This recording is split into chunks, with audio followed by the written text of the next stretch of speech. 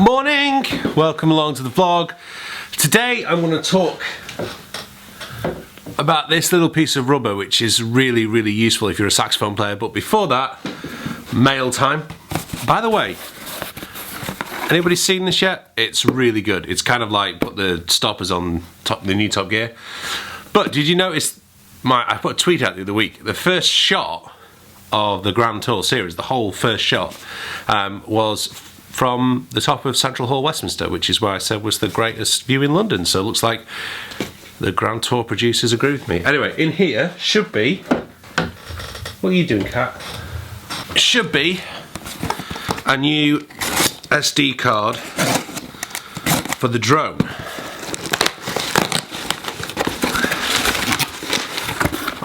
It's a micro SD card. I mean, how big does the box need to be for a micro SD card? And there's yet more packaging.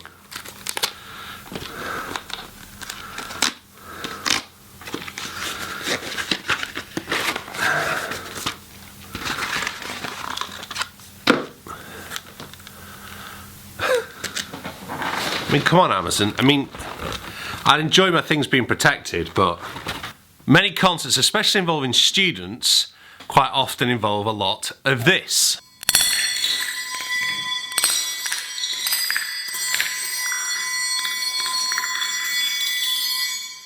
Now the great thing about the Omnicap is this is the noise it makes, which when you're on stage makes a huge difference. So whilst that's not really something that the manufacturer has spoken about, you can just hear that now. I've just put these two reed caps just on the piano and listen to the noise. You know, if I drop them on the floor again,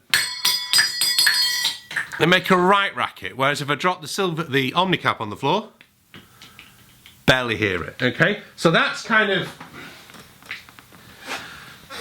one of the advantages, big advantages, I think, especially if you're in a studio or on, a concert.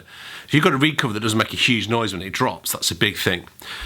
The second thing is it covers almost every mouthpiece. So if I show you on my metal link, so here it is on my Super Tone Master link, fits on perfectly, obviously with a reed on, it goes in a bit lower than that. This is the Yanagisawa one, fits fine. This is on a hard rubber link. I will show you them with reeds on at some point. Again, fits any mouthpiece really. The manufacturers say that it helps keep the reed moist. Yes, it does a bit. It's not keeping it as moist as if it was in my mouth, but you'd have to have a humidity pack and everything else like that. I do need to keep it on more. I realise that. It's something I've always been told that I don't do enough of. But if I'm switching between tenor and soprano, that's where I tend to put the reed cover on. At the end of a set, I do tend to take the reed off and stick it in the rejuvenate. Just try and keep it moist over the break, especially now we're entering winter and everything's really cold. Two things that I'm going to say slight negatives. I am terrible at losing these, okay? Because it's black, when it's on a black music stand, it's very difficult to pick out. I couldn't find it on a gig on Sunday. Thankfully, the trumpet player I was working with found it on the stand next to me. I was like, where's my reed cover gone?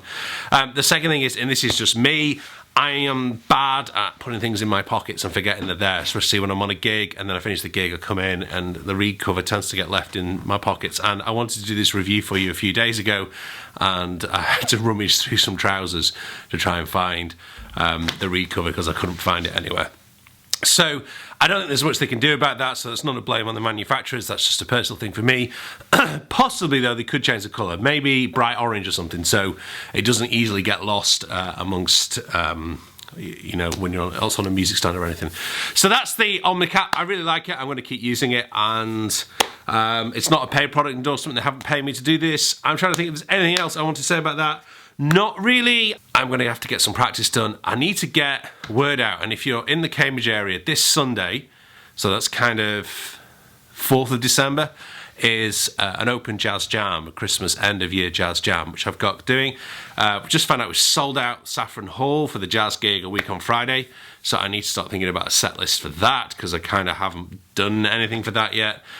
It'll be good, don't worry. I mean, it's jazz at the end of the day. We don't want to think too much about the set.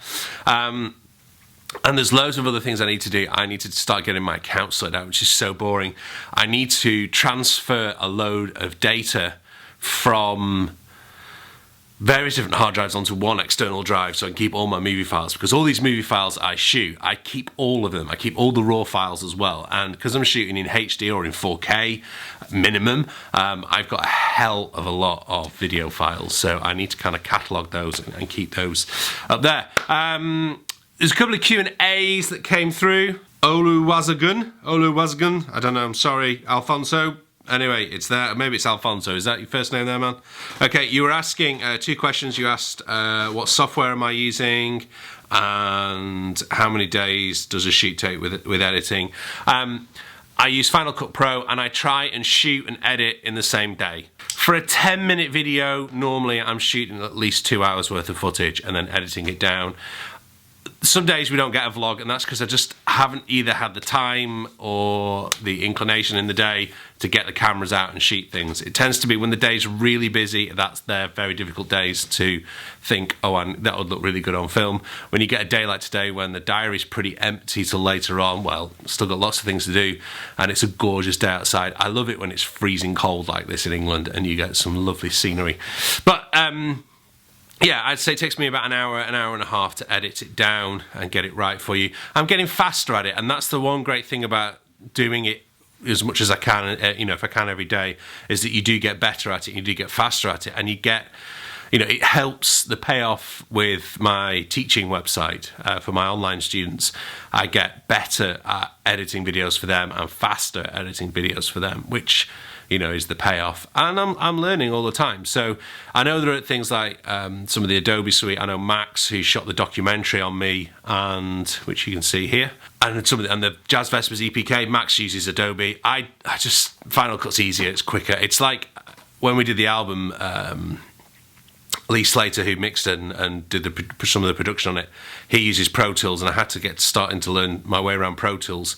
But I just like using Logic because I'm such an Apple fanboy. I make things a lot easier. So Blue Lead 1945 was asking me about the on the Yanagisawa W010 review. Do you believe that the bronze model can still get a good big band lead tenor sound as well as a classical sound? Yeah. The thing I find with modern saxophones, the reason why I play Yanagisawa Alto and Sopranos particularly is because they give me the chance to be able to get a classical sound out of it and a jazz sound. Their intonation is flawless, the engineering's perfect.